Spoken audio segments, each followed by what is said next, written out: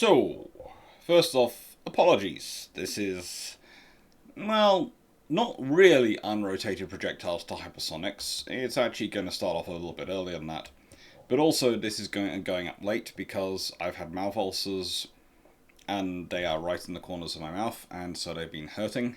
And I didn't manage to get the decent recording done yesterday. I kept doing too many funny things with my mouth, including a lot of and that because they were sticking. It took a while for the cortisol to kick in, and I've got some milk here instead of iron brew, so hopefully we'll get through this today, and hopefully this will go up on time, although late, so apologies. Tribals, Battles and Darings. It's my book. I thank you to everyone who supports the channel. Thank you for everyone for your support, who likes, who shares the channel, who subscribes to the channel, who's a member of the channel, who's a patron, all those things. But also thank you to everyone who's bought a copy of the book and who's buying copies of the new second edition, which is out. It really does help. It's how academic historians get promoted in universities. It's how we get hired, by showing our research impact, by basically the two measures they do are how many copies of your book you sell and how many people read your journal articles. Considering I'm now down to 3 journal articles still going through a review process in over multiple years. 3. Number 4 just got through, so yay! And number 5 was through a while ago, yay! So, maybe I'll start writing some more journal articles soon. But honestly, waiting for them to go through it takes longer for them to go through than it does for a book to be published, so I'm concentrating on books now. But if this does well, then other publishers might go, well, we'd like you to do to take your book on that you're suggesting, your topic, and well, that's always a good thing. So, thank you. That's all based on you, and that's all thanks to you. So, thank you. Right, early beginnings. The Congreve rocket. Now, these have always interested me because they start off with such a interesting backstory. The British encountered them during the Mysorean Wars. And they're looking at the Indians using them and going, these are cool. Mostly because they are excellent weapons of fear. They're not necessarily the most accurate things, but they're excellent weapons of fear. And that is useful. That is very useful when you're dealing with troops, especially which haven't been exposed to them before. Now, the thing is, the Mysorean rockets have an interesting history, and we know the Chinese have some rockets at various points, and there's various Indian groups which have rockets, and there's various other groups within that area which have worked with the ideas. So I would say it's a bit of congruent development and convergent development probably going on, with a healthy mix of merchants going backwards and forwards, passing on ideas of what they've seen. And whilst people are probably going to want me to ascribe one or the other the primacy, the thing is, it gets very complicated because you can find ones which are rockets, but they're one aspect of what we would understand in a modern rocket. And then others which are other aspects of what we'd understand in a modern rocket. But they're all looking like it, but they look more like it in terms of certain perspectives. So they're getting to what comes about. I would say the Mysoreans are pretty close. The reason the Congreve rockets are probably up here as an example is because they're the ones which introduce it to the wider world. And they're also the first ones which are used from ships, in that the ships are built for them. In fact, if you look at the top panel, you can see there are some actual launchers have been built into the hulls of the ship, and they poke out the sides. Now they came in a range of capabilities. Medium were 22 to 42 pounders. Heavy, 100 to 300 pounder rockets, and light 6 to 18 pounder rockets. Now basically, the main advantage to all of them was because their trajectory. They were lighter than mortars, but they would go up and come down. And the thing is, mortars are very heavy. They take a lot of work, a lot of building of structural ships which are equipped with mortars for sieges. They basically take a collier ship, as a rule, something which is already built, incredibly heavily timbered for its size, and reinforce it to an amazingly tough degree. There is a reason that collier ships, and especially converted mortar ships, are often loved by people who want to go off and do exploration, and Arctic exploration especially. They are very heavily built vessels for their size, because they have to be, to take the stresses of the mortar and firing and operating the mortar. Well, these rockets, you can do all sorts of things with them. They're a way of giving a very heavy shot to a very light ship. And that has been, in terms of naval warfare, what we have looked at from the get-go. They're able to give something far more powerful for far less weight than the equivalent gun should do. However, I'll say this, however, there are trade-offs. There are always trade-offs. And that is something which is known from the beginning. It's understood from the beginning.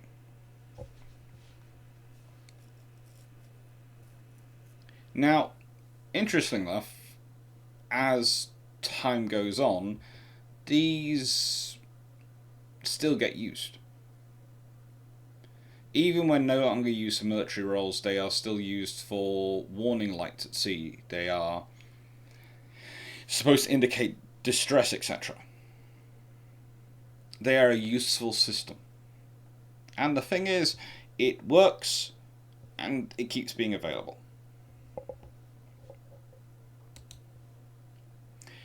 Now, the thing is, rockets don't disappear at any point. The idea sometimes that I was having an interesting talk with a class the other day who basically thought that rockets came to be in World War II. And I was sort of going, well, no, there are all sorts of rocket systems around, but what you're thinking of is you're talking about the multiple launching rocket artillery, etc., and all these things. And they went, well, also there's the air-to-air one, the surface-to-air ones. I went, well, actually, no, those were around in World War I. There's the Lepria rocket, which, if you look at it, is a really interesting idea, because basically it's to allow French fighters to try and intercept airships. Without being able to climb to their altitude, they'd fire a salvo of rockets at them. And if they hit, boom, goes the airship. They're not accurate. Think, even as recently as the F-4 Phantom, which is a good example because people actually were pushing for it and pushing the idea of going gunless aircraft. It wasn't built, I think, until the E variant, when it got the Vulcan cannon. Prior to that, they had rocket pods, all sorts of things fitted externally, and I think there was one quote by one of their pilots, a guy called John Cheshire, who said, "The biggest mistake in the F-4, bullets are cheap and tend to go where you aim them. I needed a gun, and I really wished I had one."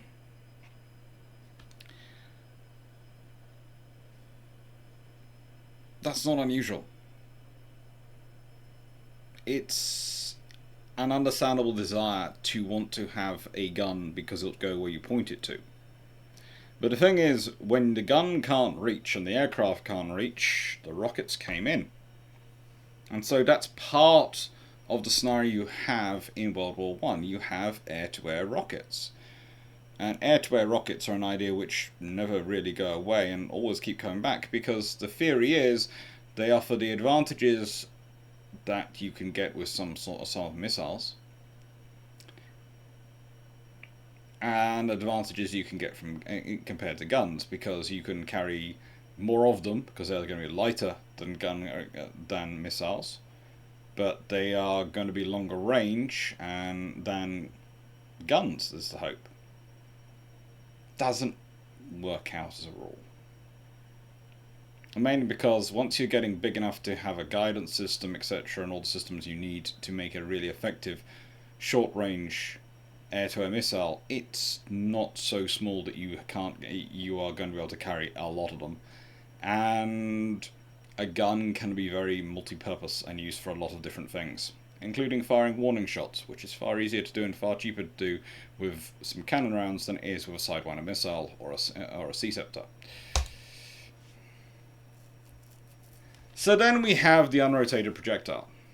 What are they about? Well, here is the thing. If you are being constantly told by your air ministry that the greatest threat to ships and the most likely killer of ships in any future war is going to be heavy bombers, dropping thousands of explosive bombs, raining bombs down on you from altitude, where your AA guns cannot reach,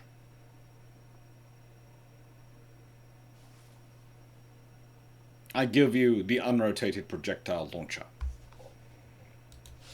The idea is very simple. You fire this up in the air, it goes boom, it produces a lot of shrapnel, it produces a lot of area effect, and enemy aircraft formations get decimated. Because, of course, the only way you're going to actually be able to hit a target from that high when the ship's maneuvering is if you're in formation. So, let's be honest. Before we start critiquing this weapon too much for being absolutely stupid, based on the information that's available from the Air Ministry, who are the air warfare experts in the UK at the time, and what they are saying is going to be the case, and the reality of trying to implement that methodology, these weapons are killers. I mean, if anyone had actually tried that on a British ship fitted with unrotated projectile launchers, UP launchers on them, they would have been massacred. I mean, this is the perfect weapon to take it out. That might be a good reason why they don't do it. Let's be honest.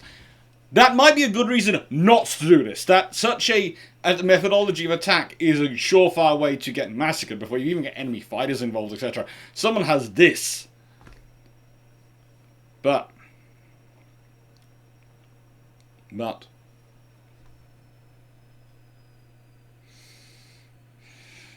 the reality is, no one was going to do that.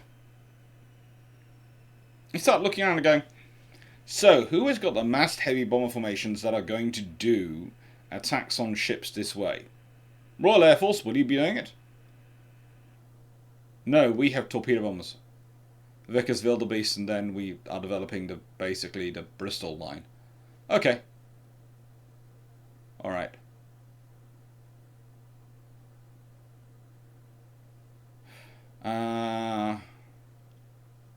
Italy? Oh no, we have torpedo bombers as well. Okay. Japan? Torpedo bombers. America? Well, we are talking about doing it.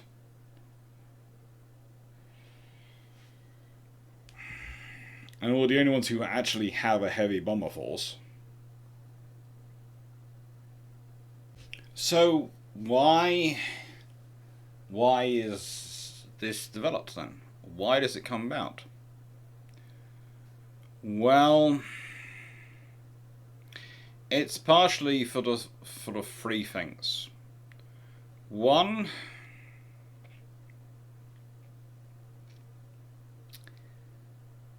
Winston Churchill, who actually does listen to the advice and talks about laying an aerial minefield. And so they go and develop an aerial minefield. Two, awareness of French and German rocket research in the 1930s.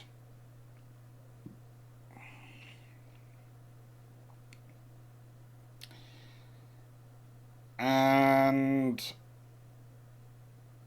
you've had some interesting ideas already come up, including the idea that you have aircraft go up from aircraft carriers and land-based aircraft to drop bombs hanging by wires into the path of attacking aircraft. The idea of putting up an aerial minefield is very attractive to a certain group of people. They are usually people who saw the effects of minefields very close up in World War One, and therefore have a desire to sort of replicate that ability. There are small problems with putting that, though, up in the sky. Kind of similar to some of the issues you have with an airfield, with a minefield, on the sea. In that, the mines in the sea, you tend to have to be very careful to keep them in the same place, because they tend to want to float away, or sink, or do all sorts of annoying things. With minefields in the air, the most heartless dictator of all time, gravity. Gravity really seeks to ruin your day. But this is what they came up with.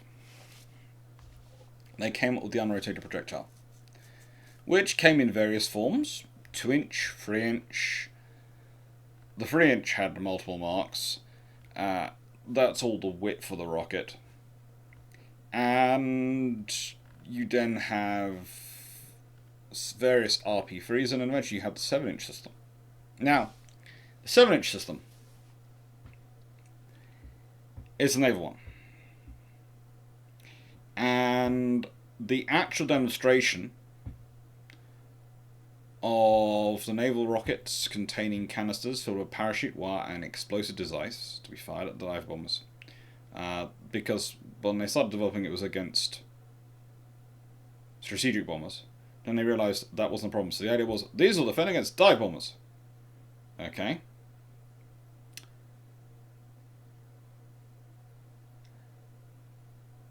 Pretty much what happened was they fired them from HMS Hood in front of Churchill and Jack Tovey, the CNC Home Fleet, at Scapa Flow. Immediately there's a small problem realised, because when the rockets were fired, there was a change in the wind. Drifted onto the ship, became tangled in the rigging and superstructure. This caused massive of embarrassment to Churchill and to the gentleman who he had put in charge of developing this idea of his, which was, what's his name? Frederick Lindemann. I don't know something up above. He was the chief scientific advisor to someone, wasn't he? Chief scientific advisor to the government. I thought it was just the Admiralty, but no, it was the government. And pretty much they're both sitting there watching, going, this is going to be great. Oh, frigate.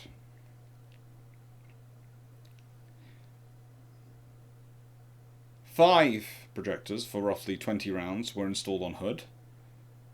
But they misfired twice in action, and one firing managed to burn sailors in the harbour.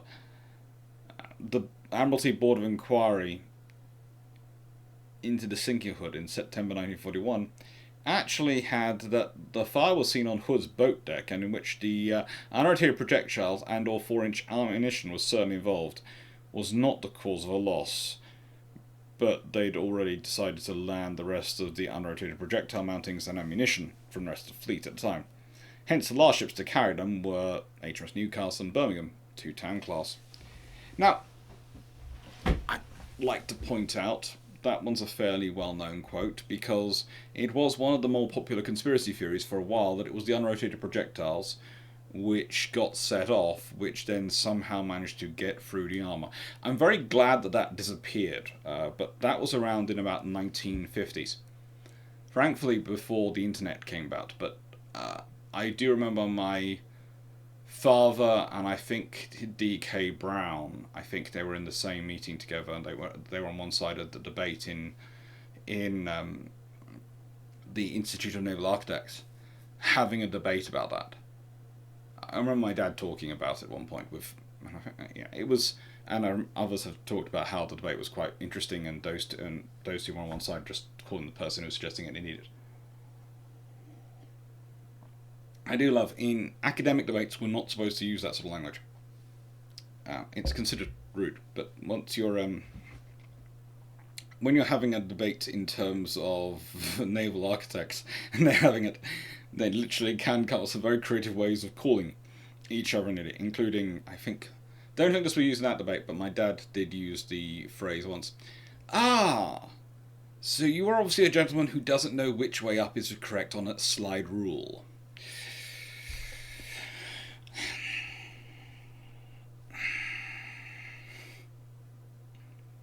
The thing is, this was an idea. It has issues. The joy of them not rotating and then unrotated was that, frankly,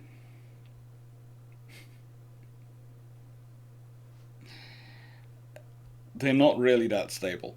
And as happened in the demonstration, they are very capable of blowing back onto a ship.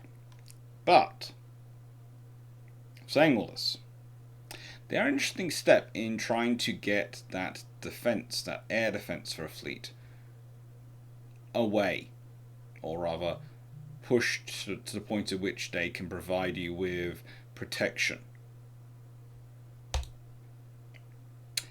Now, the Royal Navy was not actually as anti-rockets as people might presume after that experience. They rather like rockets, they just think they need to use them correctly. As a rule, they like the idea of using them to attack submarines when on the surface. They enjoy that quite a lot. And they also really, really like the idea of rocket-assisted takeoff. And they're also quite attracted to the idea of using rockets occasionally on some of their smaller ships. In fact, the RP-3, which was one of the 3-inch the 3-inch systems, or the 3-inch unrotated projectile system, was quite a feature of the Royal Navy. They would turn up in all sorts of places. There are reports of them being fitted to destroyers, which were not using them for air defense. Again, those usually are reports about Hunt-class escort destroyers doing things in the Channel. So, in that scenario, basically it was a case of anything weapon we can grab hold of will go. And again, there are rumours that dogboats did try them, but there was a question as to whether the dogboats were trying to use them as a speed booster or as a weapon, or as both. It's always a mixture with dogboats, okay? They are the Royal Navy's equivalent of...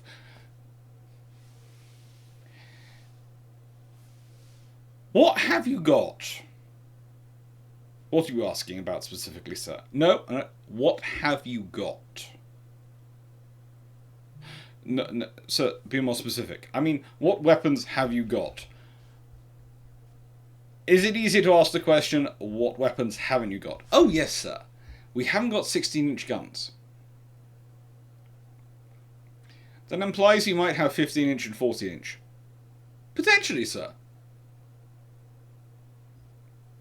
That wouldn't have surprised me as a conversation. I don't think any of them did actually nick a full battleship gun, but it wouldn't have surprised me with the dogboats. Oh. The first U-boat to be sunk, really as a result of rocket attack, was, I think, U-752, which was attacked in May 1943 by a swordfish flying from HMS Archer.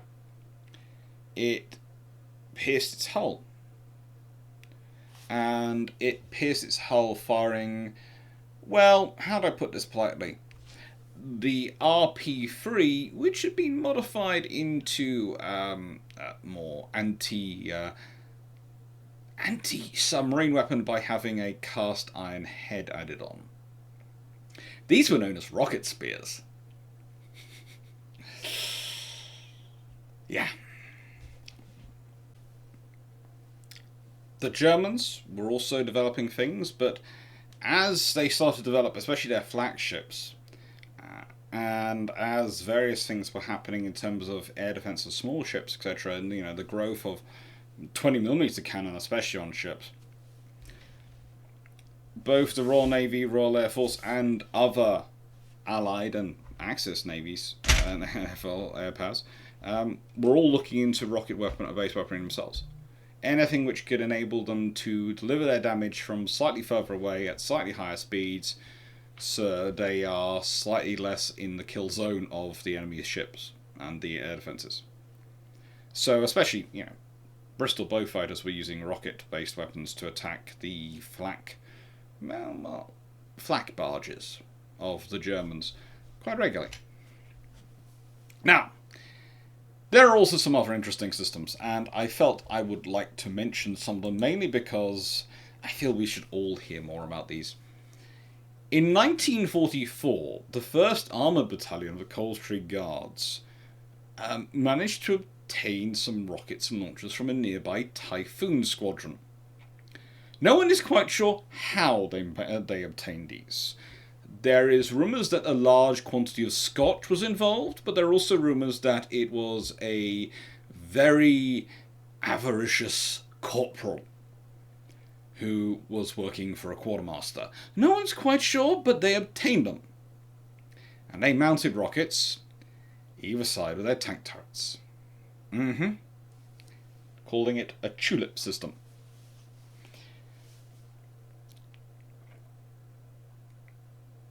These were 3-inch rockets. The launch rail is not really known, but it seems to be an adapted aerial system. They carried high explosive, 60-pound semi-arm piercing, number 1 or number 2, of 14, and they also had 14-pounder. They had the full range of options. They did get the full collection. Anyway, in March 1945, if you can imagine the pain of this, in late March 1945, during the invasion of Germany, the attempt to capture the bridge west of Lingen, the main attempt to capture Lingen had actually been failed. And then they planned to just carry on, and then they stopped, so they waited to call up artillery, used artillery bombardment, and then they went, hang on, we've got the Coldstream Guards here. Number 2 troop. Yes. Use your tulips. And so they did. So they led the attack, firing their Typhoon rockets, and somehow reloading and firing some of them multiple times. Interesting one, where were they carrying the reloads? There's a whole question there I would like to do some deep research into at some point, and I'm probably going to do some deep research into it at some point, but it's probably a few years down the road at this rate, considering my research list keeps growing. And it was the Coldstream Guards which managed to successfully get their tanks and their forces around to the bridge west when the wires were cut on demolition charges, so the bridge was captured, and then the guards poured across the bridge. As if the Germans didn't have enough trouble dealing with the sheer quantity of Shermans coming at them, they now had Shermans which had rockets added on. It's just not nice. Now, there are a lot of other developments going on in World War II. It's not just the British and the Americans who are developing rockets, and I haven't really covered the American systems because, honestly, them and the British systems get interesting when you start getting into them. You have to do a lot of work to try and differentiate between the two groups at certain points. At certain points they diverge quite dramatically. At other points it's a case of, are you copying each other's homework? Seriously, are you? Again, the weapons continue. There is a theme. The Katyushas are these multiple rocket launcher systems that basically are designed to turn up, fire the equivalent of a salvo of many guns, and move as quickly as possible, making them very difficult to counter battery. Because literally they turn up, they fire, they leave.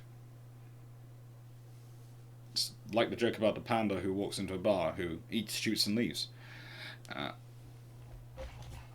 They literally do. Turn up, fire, leave. You have the V2, which is basically built to circumvent defences that exist at the time and try and go over them. Accuracy is an interesting one of it, but it's there. You have the Fritz X and the Henschel HS-293 anti-ship missile system. They are both, in a way, again, being designed to get around the problem of getting close. The sheer number of 40mm cannon, a presence of fighters, etc. All these things were meaning that you were having to launch attacks from further and further away from the ships, because of the rate of fire as you got closer. And the further away you launched an attack, the less likely you would hit with conventional weapons. So you needed to come away around, or think of a way around that problem, and that's what you came up with.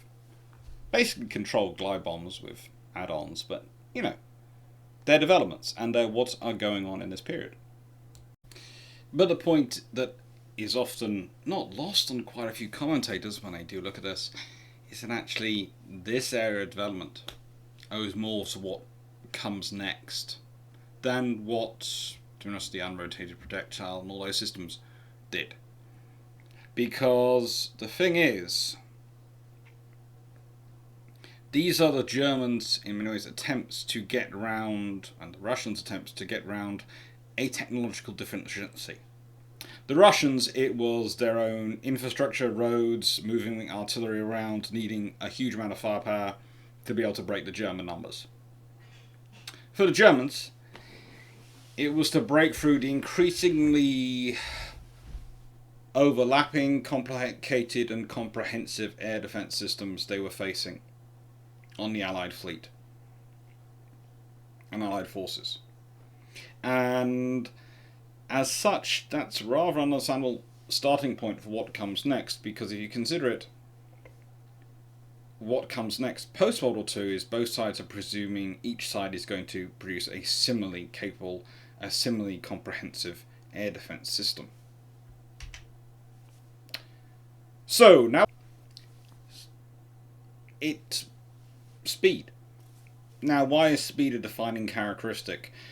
Because, as a rule,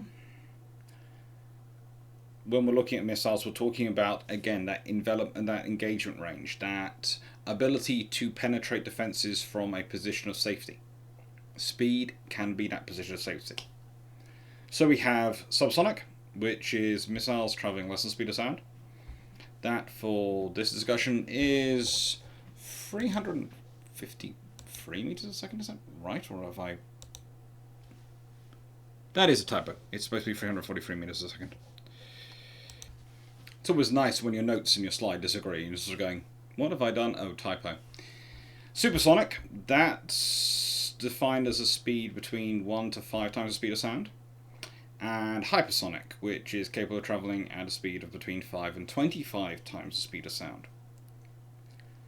Now, this is the point. Hypersonic. It sounds really cool. It sounds really scary, but it does depend on what kind of hypersonic vehicle or what kind of just to decide to find what kind of supersonic vehicle you're dealing with in terms of its problem. If it's a glide vehicle, well, they are usually systems which are launched in a ballistic phase and are very similar to ballistic missile inbounds. Yes, they can maneuver and glide, maneuver to an extent.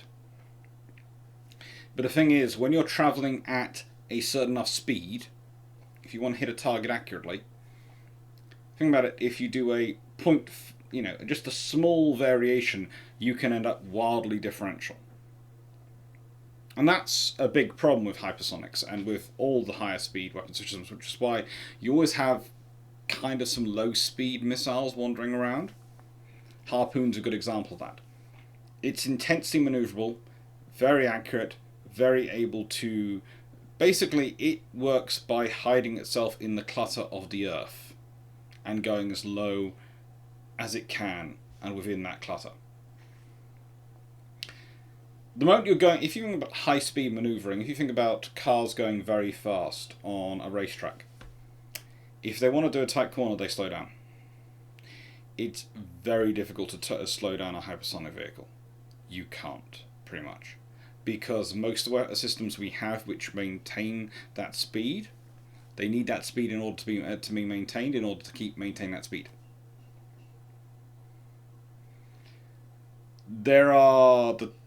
These are when we sort of get into scramjet systems. If you consider the glide vehicle, that's got no power. It's using the entire power of its ballistic entry to give it that maneuverability. And that is something, to be honest, that we've been working out how to deal with for a long time. It's fast, but there are advantages in certain scenarios when dealing with that because it's something we understand very well. It's a ballistic missile flight path. Hypersonic cruise missiles, well, they're going to use engines like scramjets to achieve those speeds, and they're doable. Scramjets are doable. We are working on them. We are getting there. We're very close. They are practical in terms of research terminology. I'm not sure yet if they're at the level at which they're practical in terms of mass production. I'm sure we could produce. A few can be produced, and I'm sure people can produce, a few of the engines. But there is a difference between being able to produce a dozen versus being able to produce hundreds, if not thousands. Then there's attempts to fit those scramjets to aircraft. It's potential.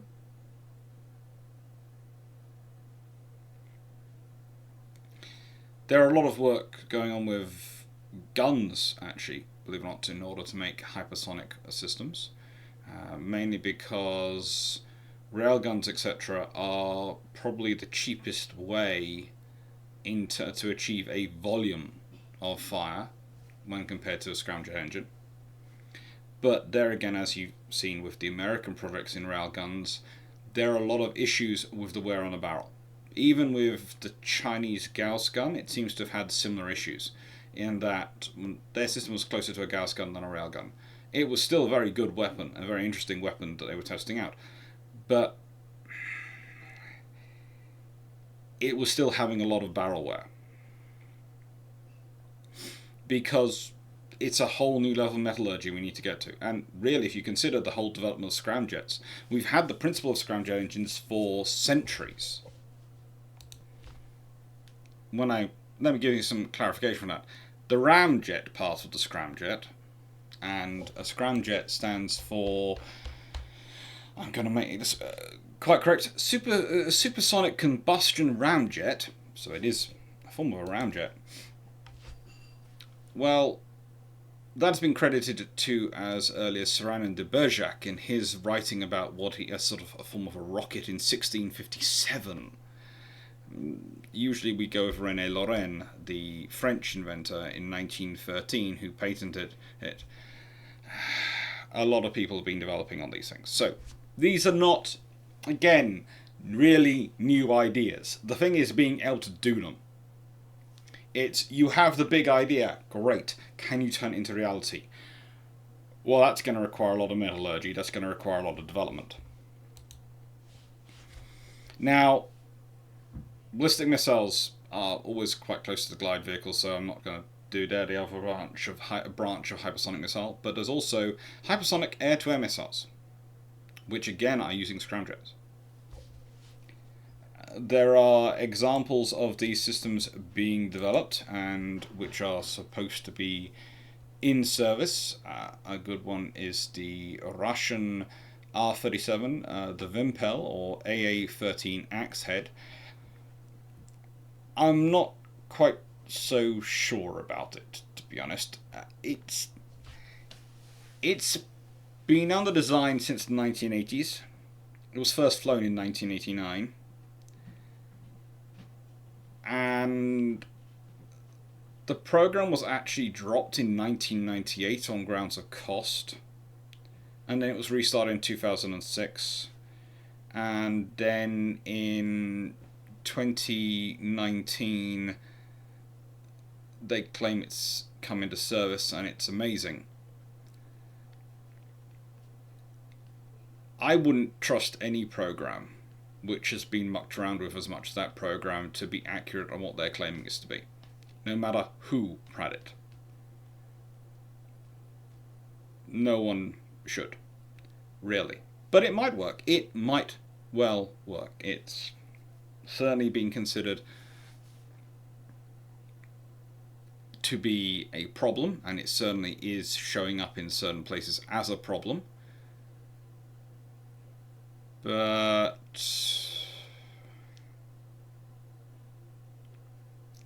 I'm not quite sure if it is advertised. And I think that's with a lot of these systems. When we're talking about hypersonics, we also have to remember the early era of supersonic missiles. In the early 1960s, there was a lot of race over who had the fastest. And there was a lot of, this is completed, this is in service, and it was actually achieving what it was supposed to achieve about 5 to 6 years after it had theoretically entered service. So, I'm skeptical. But be careful when it comes to missiles. Now, we're going to get into and talk to you through the various types of missiles now as part of this thing and discuss a bit about development, but the point is, be careful with the pizzazz in the presentation, because everyone talking up these weapons is an arms salesperson. As a rule, they are trying to sell you something.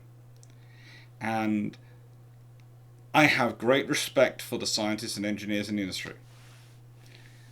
But I also know that you have to apply to them the same you apply to a used car salesman or anyone else you meet who's trying to sell you something on every day of the week. They might be honest, but they're still trying to sell it to you, so they're probably going to give you the best possible spin of whatever they're selling.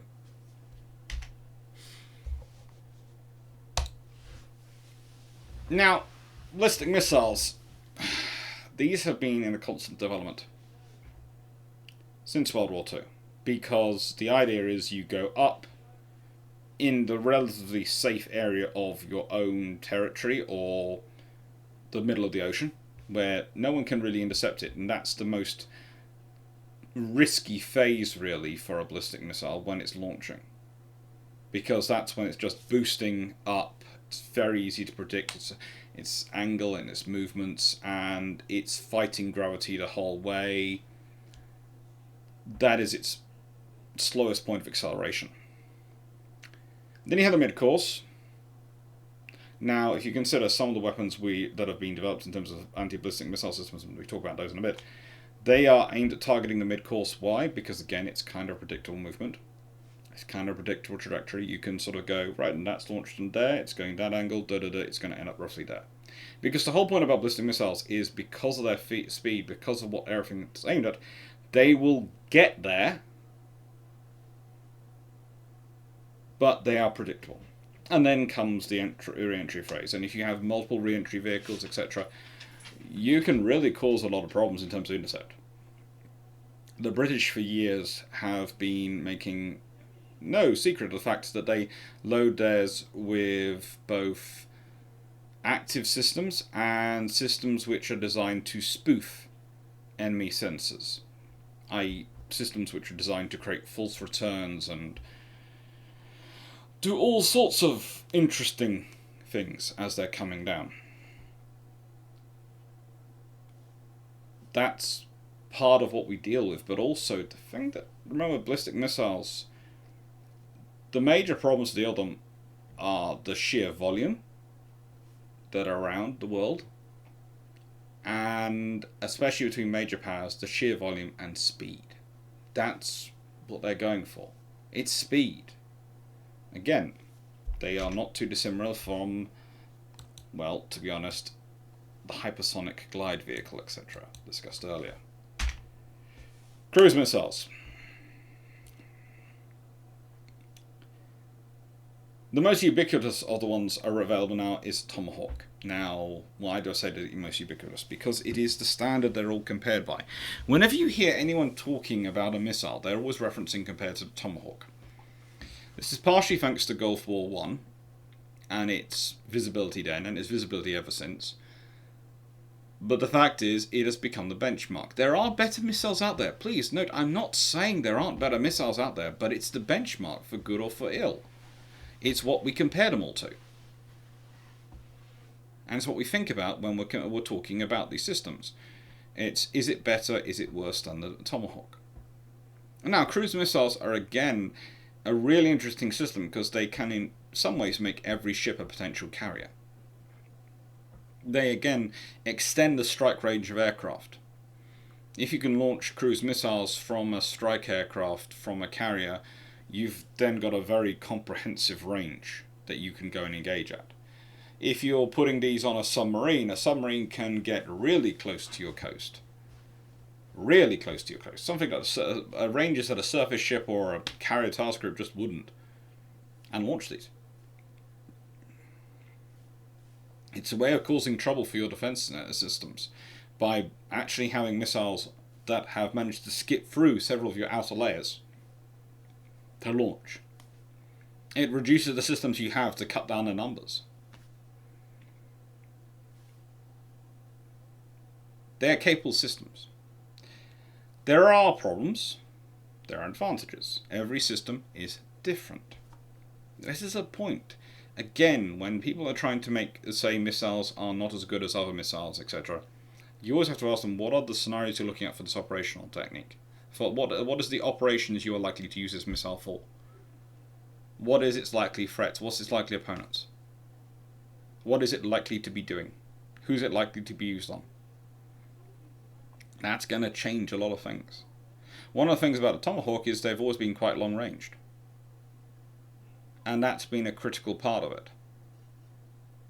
Because for most of, well, I would say for the Americans who developed, but also most people buying this Tomahawk, the idea of being able to engage your target from a very long range way away from very long range to be able to use this missile to launch a strike from far beyond they have any idea where you are, that's attractive. Makes it very difficult for them to respond back. It's kind of like the Katyusha. Okay? The idea of being able to fire and move. Well, you're moving, you fire this, that's going to be a long way, going to go and engage target at a long range away from you, which means you're going to be a long way from where you launched it when they start tracking it back. Anti-ship missiles. Now, I have to say, the Brahmos and me have a very interesting relationship, because one of the first ever articles I ever got asked to write about, was the Indian development of the Brahmos missile and where it was going to come from. I don't think that article was ever actually published, but I was paid for it. And I always remember looking at it and thinking, wow, this is some really cool potential as an anti-ship missile. It is a really interesting and really capable system. I would say more of that, in my experience and my looking at it, is down to the Indian involvement than necessarily the Russian involvement. It's almost like Russia is giving India the confidence to really push itself in this area. But I think a lot of what I've looked at in terms of this missile, I would say the Indians are really developing some very interesting and very scary systems. And very capable systems. Is it perfect? No. Is any missile perfect? No. Stop holding it to some sort of mythical perfection standards. It's a good missile for the Indians. And it gives them a flexibility in terms of its anti-ship engagement. Now, one of the big things with anti-ship missiles is often working out how they're engaging their target. What are they going to do? Are they going to come in at low level, at high speed, low level? And if they do, how are they going to hit a ship? Because remember what I always say on this channel, there are two ways you sink a ship. One, you start a fire you can't control. Two, you make a hole and it lets water in. A hole which lets air in does not sink a ship. Holes which let air in are annoying, but they don't sink a ship. Holes which let water in sink a ship. Fires which they can't put out sink a ship. Now that's where the pop-up maneuver comes in. The pop-up maneuver is when they go, whoop, so the missile's coming along, and it goes up, and it comes down on a ballistic path almost on its target. Now, why does that help? Because if you hit from the top going down, you're sending the fire down through multiple decks into the level of the ship. And that can allow you to get more of damage. On a smaller ship, you might actually break it in half. On a larger ship, you're going to cause more of a barrier with the fire, because think about it, if you come in from one side and it's got good subdivision, it goes off, boom, boom, well, the fire might not spread across the whole ship, which means they can still communicate backwards and forwards. And as the crew can communicate and coordinate backwards and forwards through the length of the ship, they have far more of a chance of getting a fire under control than if they are stuck in either end of the ship from the fire. Now, missiles have been developing over time. They started off with systems which were literally designed to bash in. And that is one of the reasons why I'll be talking about in another video about what happens to the battleship. Well, one of the reasons that they sort of stop with battleships is, first off, you don't have any battleships being built by the Soviet Union. So you don't have any to build in response to.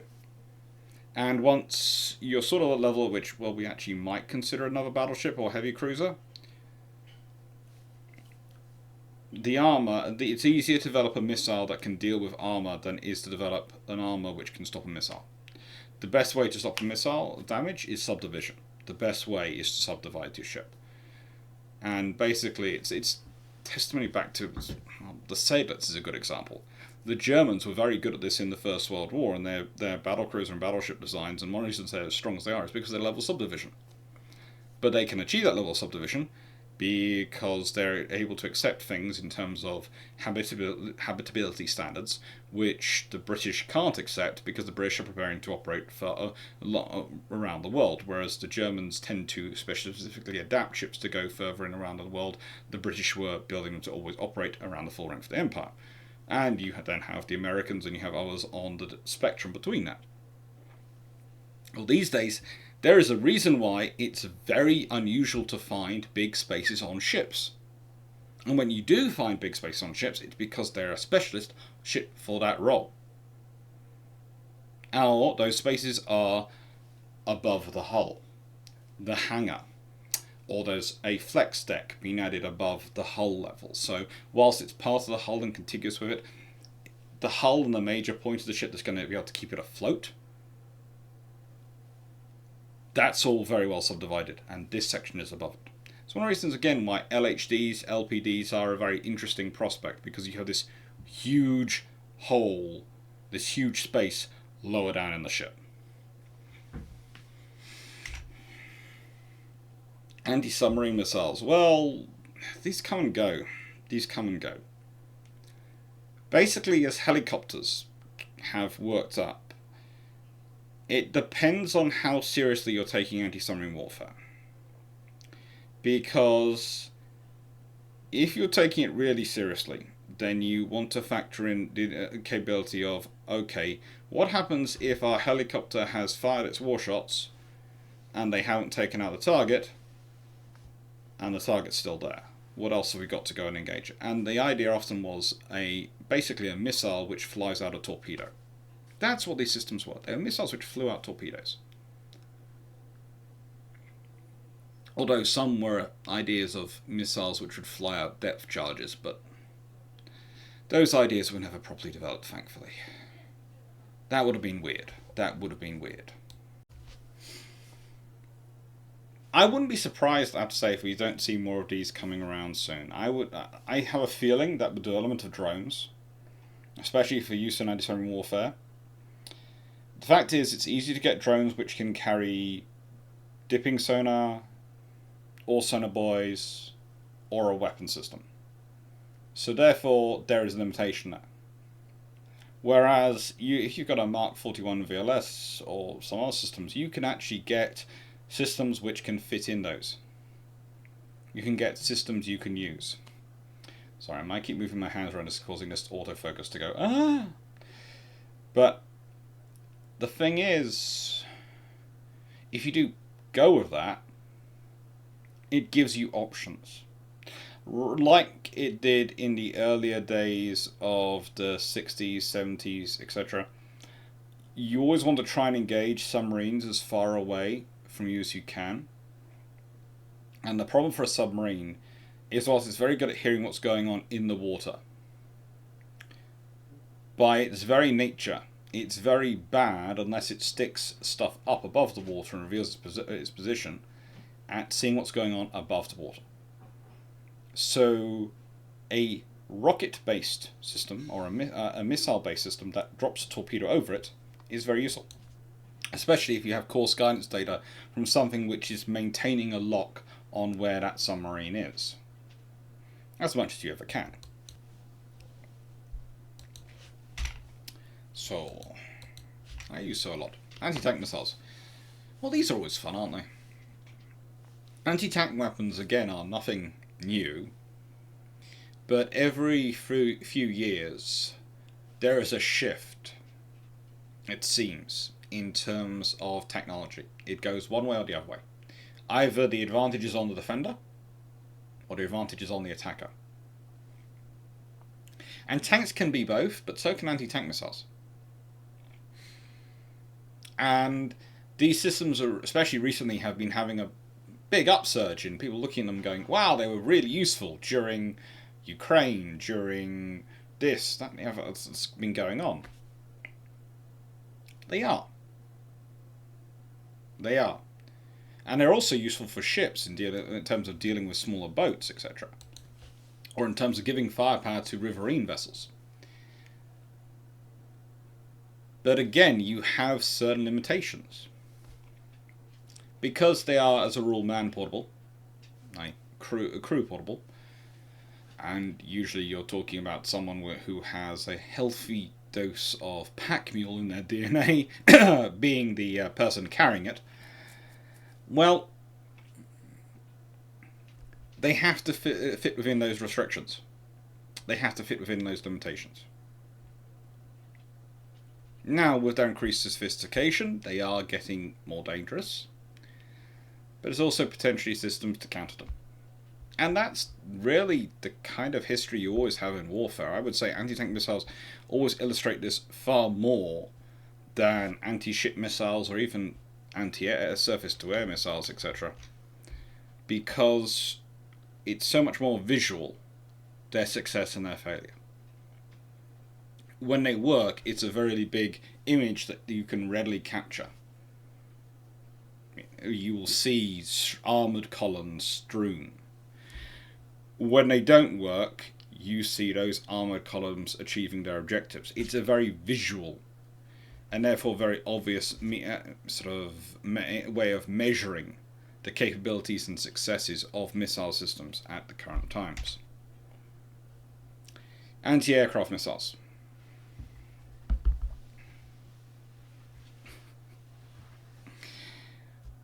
These are some of the most interesting systems we have. They're also some of the most direct inheritors of the unrotated projectile systems, but let's be honest. The unrotated projectiles were the equivalent of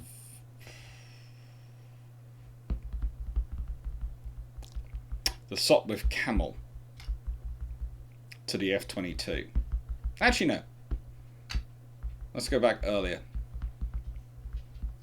Sopwith Pup to the F-22.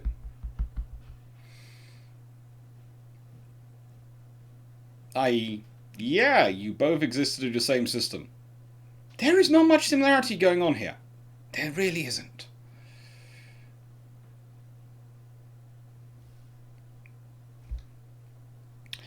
Most modern systems have various focuses. One of the more interesting recent ones that's got into is where exactly they focus in terms of their taking out their targets. Usually you have a problem again with speed in that if they explode too late, well, it depends how you want to hit your enemy. Okay, so let's start right at the beginning. If you want to do a contact kill, that's great, but that's going to be the most difficult one. If you want to do a envelopment kill, that's when you put a load of debris in front of the aircraft, it flies into it, it gets snookered. That's usually slightly easier. But then you have to time that off right, because you don't have to just get the missile in front of the aircraft, or in the relative position with the aircraft. You also have to make sure the explosion goes off in time to make sure that envelope is sufficiently spread out to actually accomplish the kill. That's what usually causes the problems with doing high-speed intercepts, and which is where hypersonics come in and people go, oh, they're amazing. It's because they haven't yet worked out the details and the timings around those things. And there's coding you do to sometimes develop it and those sort of systems, but there's also a lot of other things that go into it. So it's worthwhile thinking about. But anti-aircraft missiles are...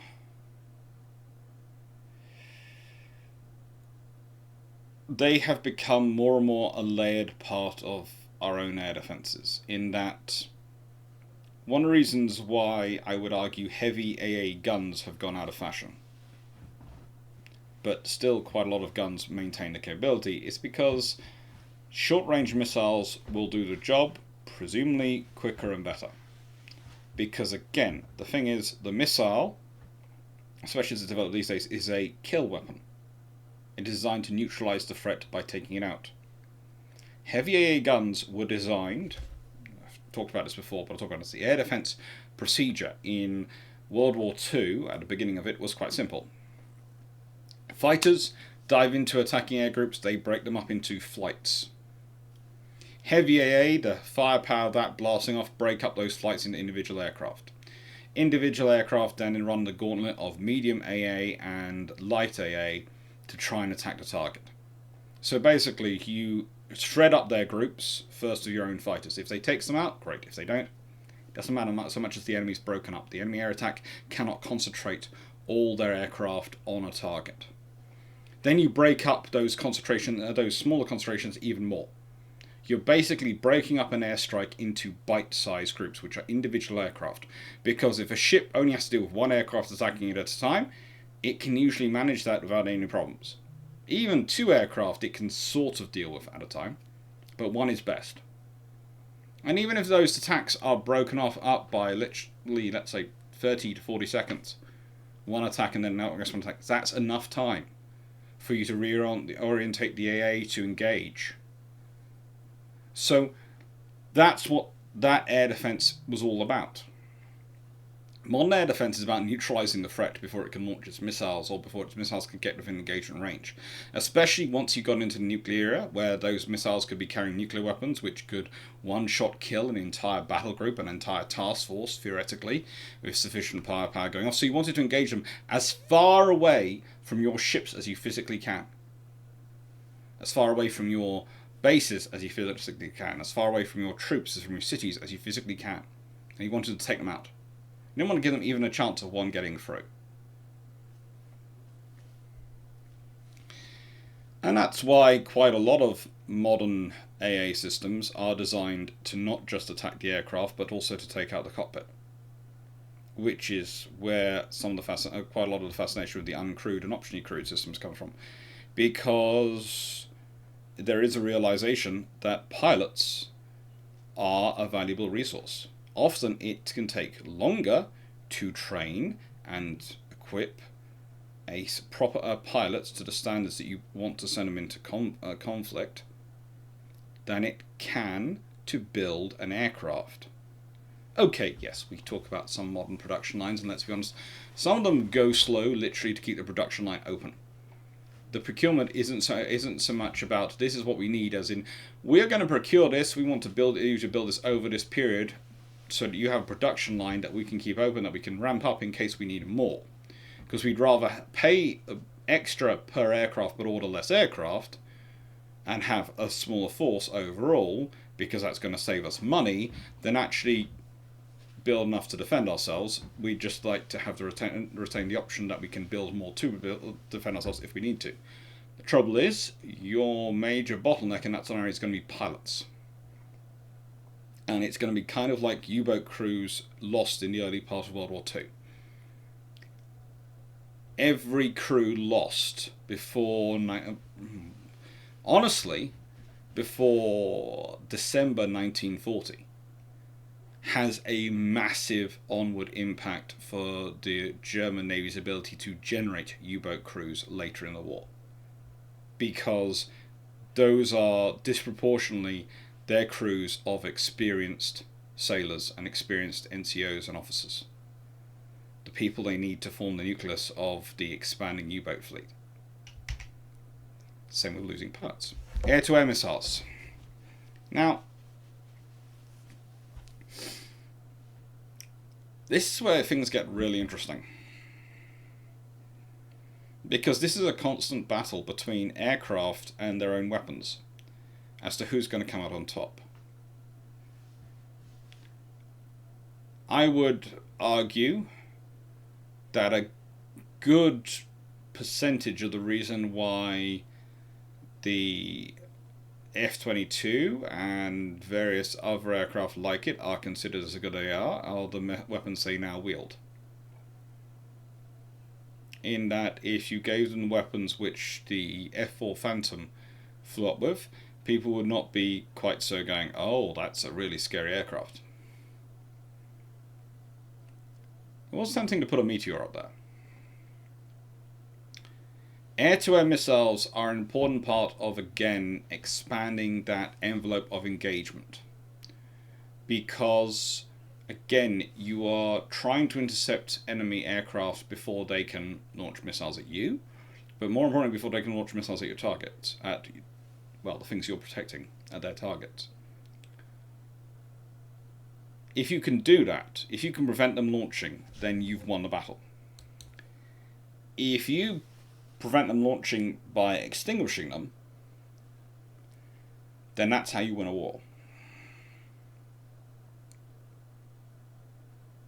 Now, it doesn't matter if you take out the aircraft on the ground, well, that's preferable, or in the air. If you do it, if you have to, that's where you take them out. What matters is those aircraft, once they're gone, once those platforms that launch missiles are gone, that's a big saver for your forces. Again, only have to look at the Falklands War as a good recent example of a peer-on-peer conflict, or rather a near peer-on-peer conflict. And I would say the Argentinian Air Force was definitely closer to being peer than probably the British forces would have been comfortable with. For the Argentines, every loss has a compound effect on them. Because the British, conversely, are sending a very small percentage of their force to go and fight the Falklands War. If you consider the number of Harriers, it's a large part of the Harrier force the British are sending, but it's a very small portion of Britain's overall pool of fighter pilots and combat pilots. It's a very small proportion of it. Whereas the Argentines are throwing the vast majority of theirs at them. And they're throwing especially their better ones at that. So every loss has a bigger impact. And you start to see that in the tactics and the operations of the Argentine Air Force as the war goes on. One of the big problems for them was nothing so scary as the AIM-120. It was the Sidewinder. Sidewinder was a very capable in its era weapon, still is incredibly, and modern versions are incredibly capable. It's a short-range air-to-air missile, but it can engage. And the thing for the Argentines, they were lucky they were facing the Sea Harriers they were. If they'd the next generation of Sea Harriers, which came in, which had Blue Vixen radar and had various longer-range air-to-air missiles added to them, those would have caused even more losses.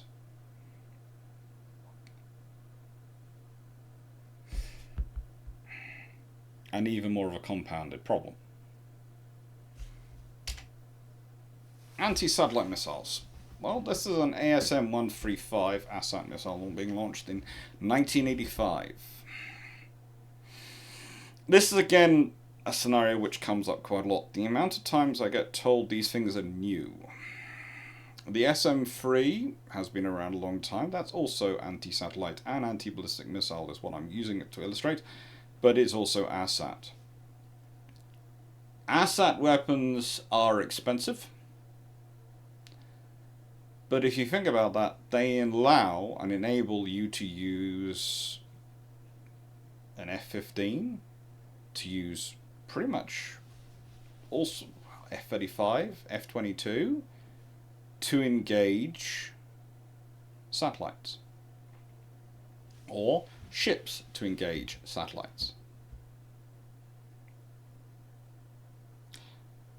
There have been various treaties over the years about not turning space into a battleground. I would argue most of these anti-satellite missiles make those treaties nice lines to have in the sand. They do make sense. I agree with them. I'm not sure if they're actually followed, but I agree with them. But I also think that you have now enough weapons to shoot up. If you consider what happens to a satellite when it's hit, it will probably turn into shrapnel, which will again continue its orbit around the Earth and probably turn other satellites into shrapnel. Very quickly, you could cause a massive chain reaction and loss of satellites in terms of a conflict with these weapons. That's always quite scary to say, because usually at this point people are going, but, you know, hypersonics are the scary weapons. No. Hypersonics are just fast. They're scary, because they're fast, but honestly, fast is something we can deal with. A major peer-on-peer conflict involving powers who both have access to satellites and both have access to abilities to shoot down satellites, that is a conflict which could cause untold of damage. Considering, whilst we do not depend on satellites for the vast majority of internet traffic or things like that, satellites, in terms of the weather data they gather, in terms of the communication they offer to scenarios which cannot have fixed, wired internet and data access, are critical. Navigational satellites are crucial. A lot of modern weapon systems actually depend on satellites and the information they provide.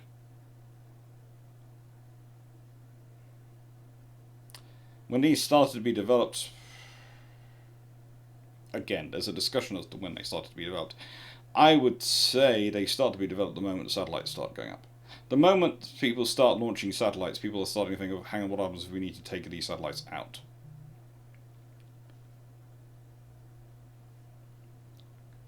These weapons, they could have a major impact on our lives. Anti-ballistic missiles, also capable of anti-satellite operations. Vast majority of them. So whenever you hear about an anti-ballistic missile program, always remember it has usually at least one other use. The standard, the SM-3. Now, again, you have various scenarios here. One of the things to point out is that anti-satellite, anti-ballistic missile systems are easy to do when things are coming towards you. And it's easy to do for forces which might not be engaged in a primary theatre. So if those satellites are orbiting the Earth, the odds are they'll be over the primary theatre at some point, but they'll also be over a non-primary theatre at some point. And so if you have a ship there, that can go and do the engagement without any risk of interference, usually. Well, with anti-ballistic missiles, when we're talking about them, one of the things that often comes up is using ballistic missiles to kill ships. The DF-21 series of the Chinese, etc. Small problem with that. Just a small problem. One, if you start launching ballistic missiles, no one knows what they're targeting until they start peeking over. So the moment you launch ballistic missiles, and if they look like your normal engagement ones, you could risk a general launch, especially if you have to launch multiple to try and hit the target. There is also the small problem that ballistic missiles have been something we've been working out how to engage for a long time, and if they're going to be coming at a carrier task group, they're going to be coming straight at vessels which are probably going to be equipped with this, which makes it a very different intercept. You see, to intercept something which is flying past me, let's say this is on this angle, it requires a lot of movements. I have to detect it back here, probably launch here, aiming for there and engage. That's quite complicated, as it can be maneuvering and it'll do all sorts of things. However, if I'm here, and this missile's coming here, then launch a missile, that's quite an easy intercept. That's straight there. And yes, you would launch multiple missiles because, let's be honest, you don't want to lose your ship. and they'll put up their cone of fire and all those things. But that's the point. That's a far easier intercept than that.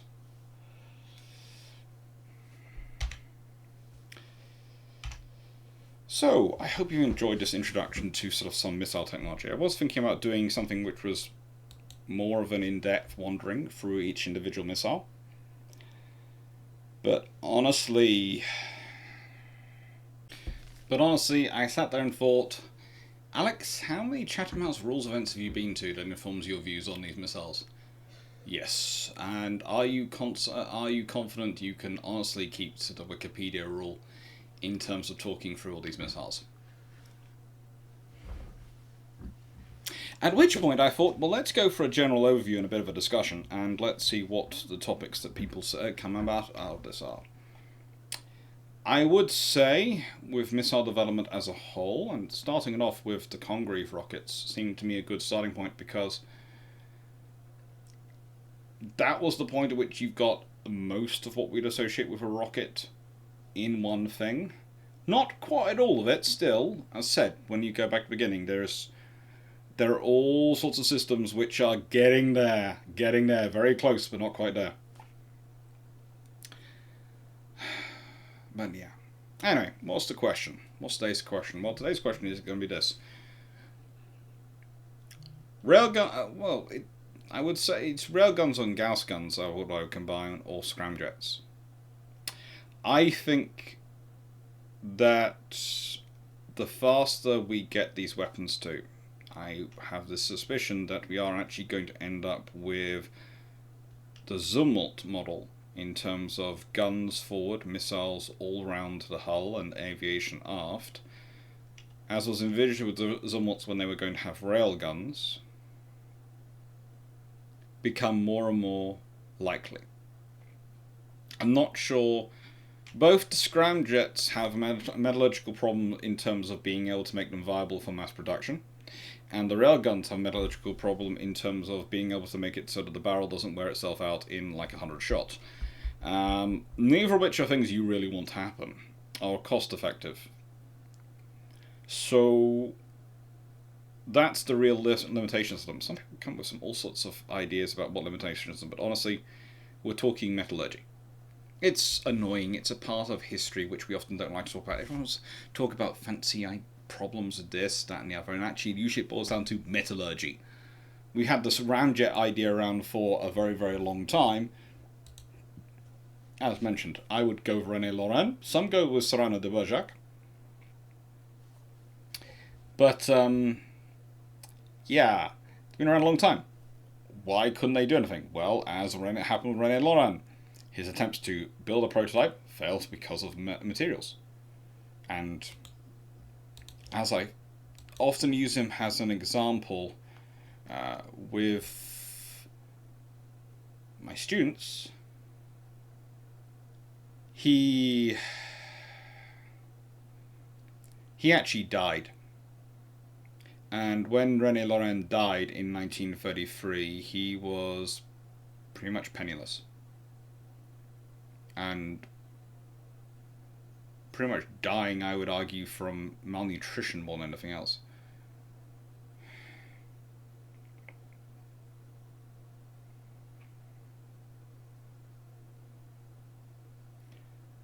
He came up with lots of good ideas, Laurent.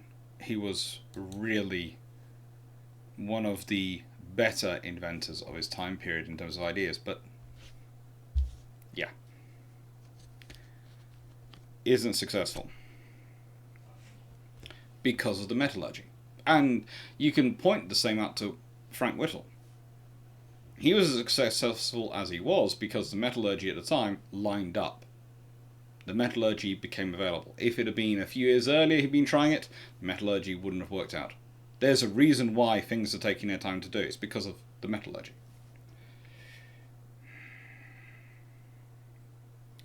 So, today's question.